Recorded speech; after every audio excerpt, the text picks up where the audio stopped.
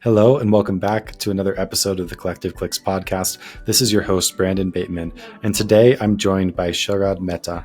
Sharad is an investor that has built out a CRM system used by thousands of other investors across the nation. We're going to do a deep dive into the most important metrics to track in your marketing, real estate investor. How are you doing today? I'm doing really good, man. How are you doing? Excited Hey, to be fantastic. on this, call with you. Yeah, likewise. I've been following what you've been doing for some time and heard things about you and ReSimply. Is it ReSimply? ReSimply? How do you say it? Either is fine. Yeah, I said I, pre-simply just because it takes less time to say than RE simply. Yeah, but yeah, fair enough. I'm noticing a lot of people, most people call it RE simply. Yeah, Okay, fair enough. Well, I'll call it yeah, ReSimply. I'll be one of the good ones pushing it cool. All right, the yeah, right direction. But yeah, I've heard tons of things about ReSimply and you and we just had a chance to meet for the first time in person in Tampa probably a month yeah, that ago. was really good, man. If Yeah, I about a month ago or so. Yeah, like 6 weeks yeah. or so. Yeah, And I definitely learned that you have a lot of wisdom and and everything to share. So I'm super excited to dig into dig yeah. into you and your experience. For anybody not familiar with you, tell me a little bit about like your story, what you're doing, how you got here. Sure. Yeah, so I used to live in Chicago, and that's when I started investing. Bought my first rental property in 2010, and then just bought like a few more properties after that. And 2013, 14, I started flipping houses like more actively. And then in 2015, I mean, around that time, I was doing about 40, 50 deals a year. And then in 2015, August, we ended up moving from Chicago to Carlsbad, California, where I live now. And I still had this business to run with 40, 50 flips going on. And I started looking at the software that I would need to run my business. And being an accountant, like the KPI tracking part was really important, like data tracking, where we were making money, which marketing channel and whatnot. I didn't really see anything back in 2015. Pretty much everyone was using Podio, and then like Globiflow doing all these integration. I didn't really like that idea. So I thought I'd hire a couple of developers, have them make something very specific for me. So I did that in 2016, 17, and then started using it for myself. And then from there, go to masterminds, just talk to people about kind of what I'm doing. And they're like, oh, it's pretty cool. What are you using? I know it's just something I created for myself. And then they just started growing from there in 2019 and 20. And, it grew into what we have now. We're like thousands of companies all over the country using ReSimply. ReSimply is basically like your all-in-one CRM for business management, everything from your data management with list stacking, your lead management, your buyers management, your disposition website, seller websites, and bookkeeping, accounting, everything in one. Okay, yeah, Yeah, that's fantastic. And are you yeah, still actively running your I business in am. Chicago today?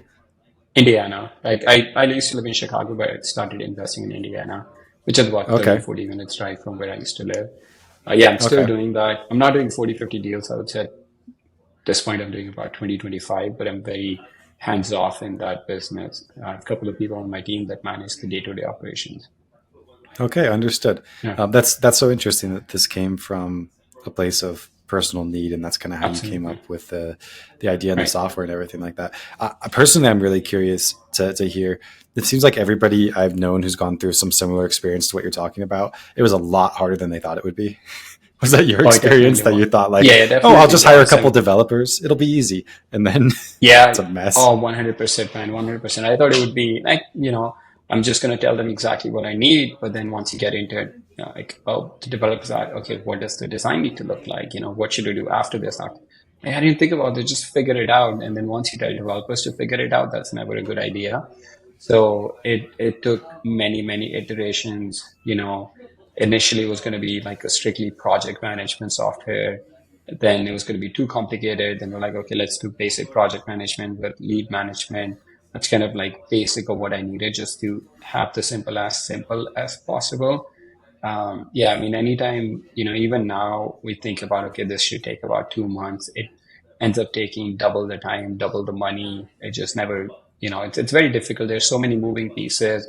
with software, with you change one thing and then you have like 10 other things are dependent on that one thing you're changing. So you have to factor in everything in that. So yeah, it's definitely way more work than I initially anticipated, but it's been worth it. So I can't complain at this point. Yeah, fair enough. I get it. I get how it's worth it when you're building it for everybody. But Right. if you're building it just for yourself, like that's where it's a crazy Oh world. yeah. Yeah, I mean, then it's just like never ending thing, right? You then like, okay, what else should I do for myself? Like the basic version, initial version that we have was like very, very simple. I had never wholesaled any property. So the first system that we rolled out, first version, didn't even have the column for contract assignment, a stage for contract assignment, because I'd never done that. And everyone that started using it, they're like, hey, I'm wholesaling properties. Can you add a stage? I'm like, okay, we'll do that. So it kind of just started growing from there as people started using it and giving us feedback. Yeah. Okay. That Right. is that is super helpful to know. And Absolutely. and kind of you tell me if I'm right on this or not. Let me tell you what I tell other people when they ask me about CRM options. Basically, like the relationship that I'm aware of generally for most CRMs is you have extremely robust CRMs but very complicated. So that's going to be like Salesforce, for example, Right. where like you could do anything your mind could ever dream of in Right. Salesforce, but at a cost, right? And most Absolutely. people who use Salesforce, they usually end up having somebody on their team Yeah, dedicated to managing it, or you pay a lot of money to a third party or something like that because there's always things breaking, always new stuff that needs to be built, etc. exactly. On the other side, like complete opposite of the scale, you have much more simple CRMs where maybe you can't do anything you could ever imagine, but they're a lot better out of the box and Right. have a lot of like they're easy, right? Right. And what that means is you don't have to use all your time and resources just trying to figure out how to make your CRM work. It just works and your business can Right. function and it's pretty good. Absolutely. And that's kind of the bucket that I put ReSimply in. Do you think I'm thinking about that right? Or would you give anybody any other advice as to why to choose one CRM versus another? Yeah, I mean, no, no, you're right. I mean, recently it's built specifically for real estate investors and investors only. It's not built for people that are doing investing, like wholesaling and like other investing. You can do like fix and flip and all that. But if you need like fully customizable, like you have very, very specific needs in your business, then honestly, recently it's not the right solution. It's for people that honestly just they want something that just works right out of the gate, built specifically for their business, and everything is already built in. That's how we look at. I started, a couple of requirements for my own business that was that everyone on my team should be able to use the same system. I don't want to do any integration, none of that, and then it should track really good KPIs for that. So that's what we do. We don't use anything else. Everyone on my team is using recently. But yeah, for anybody that needs like very, very specific customization, they want to have like 50 different stages in their lead pipeline. It's not for those people. It's think of it like, like iOS and Android. With Android, you can like fully Mm-hmm. customize, do anything.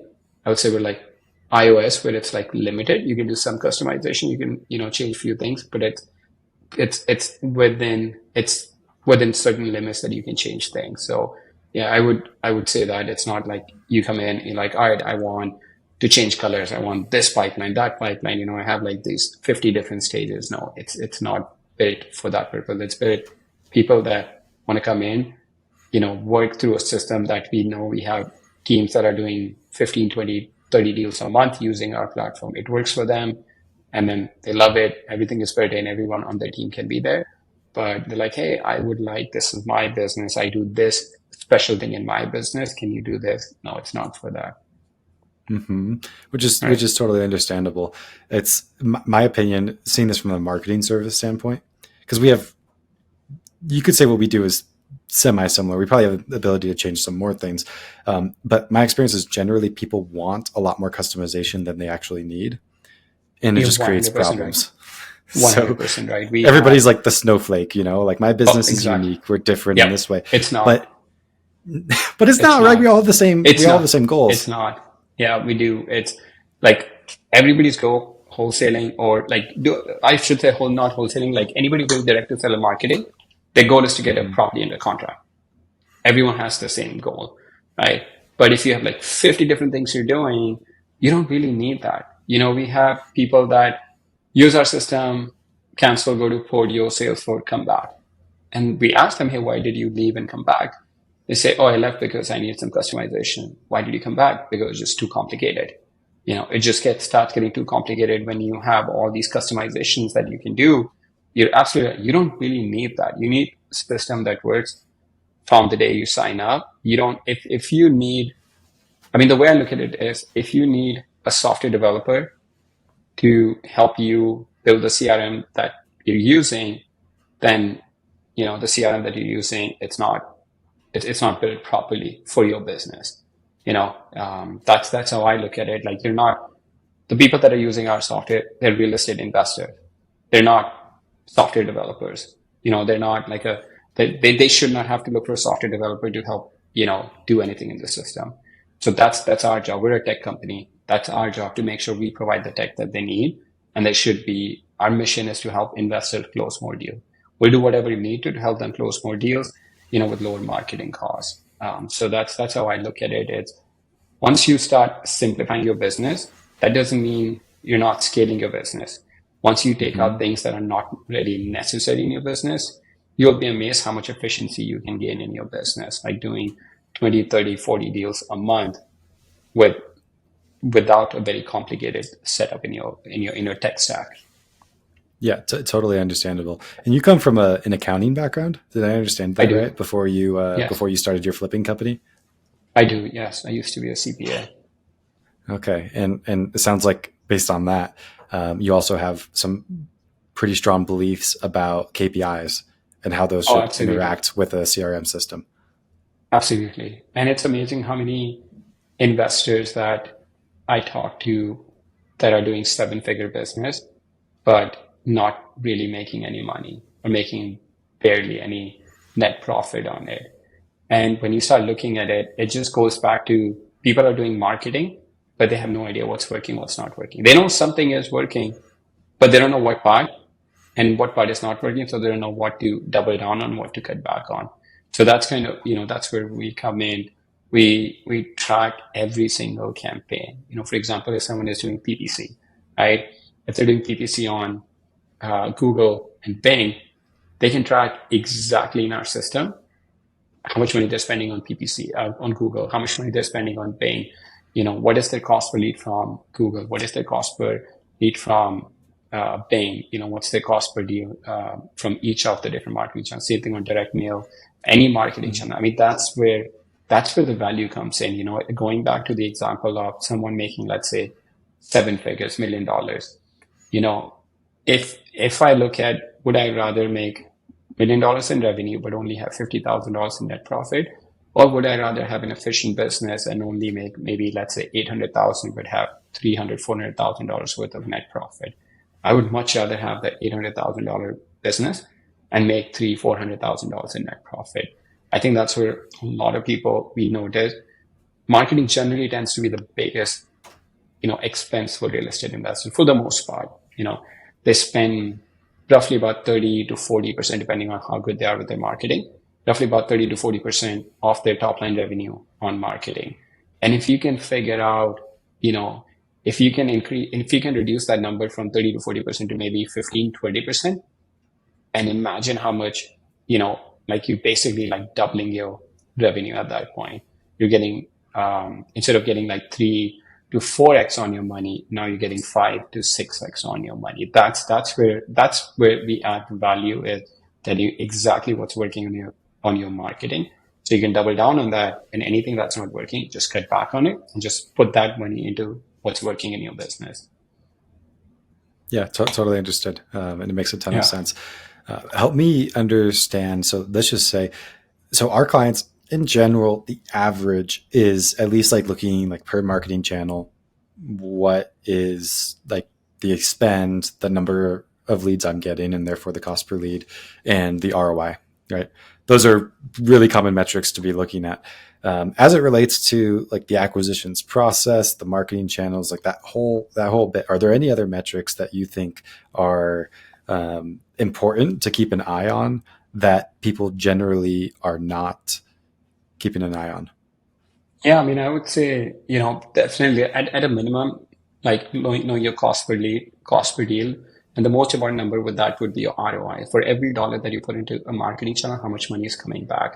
Right? Let's say if I'm putting a dollar into PPC, I should at least expect like 3 to 4x money coming in. So if I'm spending, with everything about, let's say $5,000 a month on PPC, I should at least make like 15 to 20,000 on that money, on average every month. If you're not doing that, then that's way. I mean, again, it's going to vary depending on the market you're in, of course. But in addition to that, you want to look at your conversion KPI, right? How many leads do you need in your business before you actually get, an appointment out of it? How many appointments do you get in your business before that converts into an offer? How many offers do you need to make before you actually get a contract out of it? How many contracts do you need to get before you actually get a deal out of it? Where that becomes important, again, this is for more higher level investors, where that becomes important. Let's say if you bring in a new person on your team, new acquisition person, you want to set certain expectations, right? And you want to track this by every single marketing channel you have. It's going to be PPC is going to be different from, let's say, direct mail or cold calling. PPC will have much better number than, let's say, cold calling. For example, the conversion would be much better because that's an inbound lead from PPC versus outbound lead on your cold calling. So you want to look at those numbers. So based on that, when you bring somebody in on your team and you say, hey, let's say the new person you hired is Joe, you tell Joe, I'm going to give you these leads. The expectation, this is what our KPIs look like over the last 3, 6, 9 months, 12 months, that for every 10 deals that we give you, you should get like 2 appointments out of it. Okay, I'm just making it up, but you should get 2 appointments. Out of those 2 appointments, make offers on both of them. Doesn't matter what the seller wants, make offers on both of them. And then out of those 2 offers, you should be able to get 1 contract. Now you've set certain expectations for the new person to coming in, so they know kind of, so you can guide them, with coaching and training. Let's say they're getting 10 leads, but they're going on 6 appointments, making 0 offers, right? Or they're making 6 offers but getting 0 contract. So maybe something is happening in their pipeline where they're going on too many appointments, they're not qualifying the lead properly, or they're making the wrong offers. So that's where you need to look at the numbers. The other numbers you need to look at is the timeline number, right? From the time lead comes in, how long before you actually make an appointment or make an offer on the property? From the time you make an offer, how long does it take before you get a property under contract? Once you get a property under contract, generally, how long does it take before you actually close on the deal? Again, it's going to vary based on different marketing channels that you're doing. Like PPC is going to be, much better numbers, for the most part than cold calling, for example. So again, the new person coming in, if you're training that, or, the existing team members that you're training that, you want to look at these numbers, and then it's going to vary based on the time of the year also, right? It might be different at the beginning of the year versus the end of the year due to holiday season and other factors that you have going on.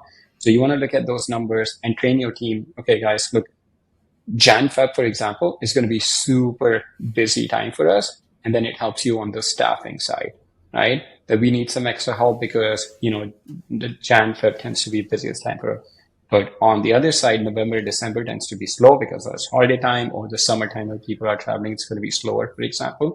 Then you want to look at those numbers and, set the right expectation for your team, especially if you have someone that relies on the commission part, for the acquisition person that relies on the commission part. So you want to set those expectations. Someone that's starting in, let's say right now, beginning of November, and you tell them, oh, you're going to start seeing your first commission check from a week. That's not the right expectation to set. You want to show them, okay, look, it's going to be a little bit slow, November, December, just because of the time of the year it's slower. It may take you 6 weeks to get your first deal. Don't worry, over a period of time, once we go into Jan, Feb, that average time is going to go to, maybe 2 or 3 weeks to get each contract. So, those are the expectations that you want to set. So that's where like the KPIs come in. Another KPI that we're rolling out in a couple of months is, so you can start tracking your incoming and outgoing calls by the time of the day, incoming and outgoing. So you can start seeing, for example, if you're doing radio ads or PPC ads, and you can start seeing when your leads are coming in, if you're doing PPC, and it generally tends to, you notice that most of your leads, like high quality leads, are coming in the evening hours, then you may want to increase your budget for that time of the day. Same thing on the radio ads and TV ads. If you notice that most of the people that are calling in from like 12 to 2, for example, lunch break time, right? Then you want to make sure you have most of the spots, radio spots available for that time period. That's where the KPIs come in. I can keep going on and on. Like the accounting nerd in me comes out and just gets like super geeky about this. But yeah, that's what like KPI is like the heart and soul of your business, right? It's not, rather than focusing so much on the top line, of course you want to increase your top line, but you want to keep an eye on the net profit number. And as a percentage of your top line number, your net profit should keep going high. So right now, if you're doing 20% of your top line as net profit, you're making $1 million, you're only making 200,000 on that. See what inefficiencies you have in your business. How can you make that 20% to 25%, then to 30%? Start looking at your business and see what part is really giving the best ROI, what's not, and then just start the things that are not, start taking the money out and start allocating it towards the marketing channel that's giving you the best ROI. Yeah, totally. That was a very long answer to your question. No, it's crazy. It's crazy helpful to know how you think about it, Yeah. and how you think some of these different metrics are relevant. I am really curious to hear your take on a scenario. It's a common scenario that we deal with, and with your like KPI and systems and process based approach to things. I wonder if you'll have a decent solution. So to give an example, you said that like the time to different metrics matters a lot. One of those is specifically when you're switching from outbound channels to inbound channels. One of those that's really important is your time to make contact with leads. Or 100%. Or to even initiate that contact, so one thing I've heard really positive about your system is I know a lot of our clients will, for example, send a text out to people automatically when they come into the system. Little things like that, like obviously help a ton, but the next level is to also call. For example, if you're just sending a text, then ideally you're also calling within 60 seconds when a new lead comes in. That's the advice that we give our clients. So what we've done is we built a feature within ReSimply called speed to lead. So what happened? It's exactly, the best use case is exactly what you mentioned, is for PPC. It just came from a need for PPC. So let's say someone goes to your website on PPC, right? They're not just going to your website. They're generally going to like 2 or 3 other websites that they see because they're filling out the same form. So what we've done is we built this feature out called speed to lead. What happens is someone goes to your website, right? They fill out the form. As soon as they fill out the form, they submit, instantly get a text message with the lead information, their name, property address, and what marketing campaign they came from, right? And then right that second, everyone on your team starts getting a call. You pick up the call. It said ReSimply speed to lead. Do you want to be connected? You press 1. It starts calling the lead immediately without you doing anything. So it connects you with the lead from the time a lead submits the form on your PPC campaign or your website. They get a call within like 15 to 30 seconds, depending on how quickly you answer the call. And that is the most important thing you can do with your PPC leads, especially like inbound leads, is when they're filling out the form, when they're calling you, when they're texting you, and that is the point where they have real motivation, like real need. That's something triggered them to fill that form out on the website. That's where you want to capture that. Like it's within that first 30 to 60 to 90 seconds is when you want to start the conversation with them and just be like, hey, Joe, I noticed that you filled a form on our website. I'm just curious, like what's going on, what triggered you, and just take the conversation from there. But yeah, 100%, like getting in touch with the lead within 30 to 60 seconds is super, especially on inbound. It's outbound is different, reaching out to them, you're caching their time with, they might be in a different world. But when it's incoming lead, that's when they thought about selling, not you thought about, like you're not calling them, they're calling you, or they're emailing you, they're texting you, whatever, however they're reaching out to you. So yeah, getting in touch with them within 30, 60 seconds is very, very critical. Yeah. And that's awesome that you have that feature. I know that a lot of people use things similar to that, but I didn't know it was like baked into the system. And that's something that I'm not aware of most CRMs having. Usually it's possible to do that with some type of integration or something. Yeah, but I mean, that just makes it so much more complicated.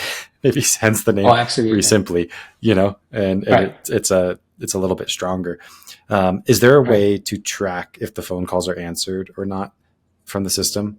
Not the seller That's side answering them, but like the acquisitions team answering them. Yeah, that's an update we have coming out in a couple of months where we'll be able to track incoming calls, also how long someone is staying on the call based on time of the day, different campaigns that the calls are coming in from, and what percentage of people are calling in, they're new callers versus repeat callers, and what percentage of the calls that you're answering live versus not answering live. So yeah, that's exactly what we're working on right now. So I'm excited about it. I've shown it to some of our bigger companies that are using our platform, doing like 10, 15, 20 deals a month. And I've kind of shown them, hey, this is what we're working on building.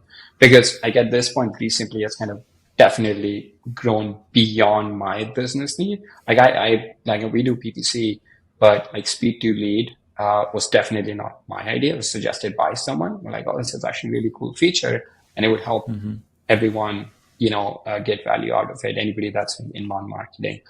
So same thing on I have a couple of people on my team. And then, so the idea of, hey, being able to track what percent of people are answering the calls like first time caller versus repeat call. So that's the KPI we're working on. I'm excited about it coming out in the next couple of months, being able to track very, very specific need.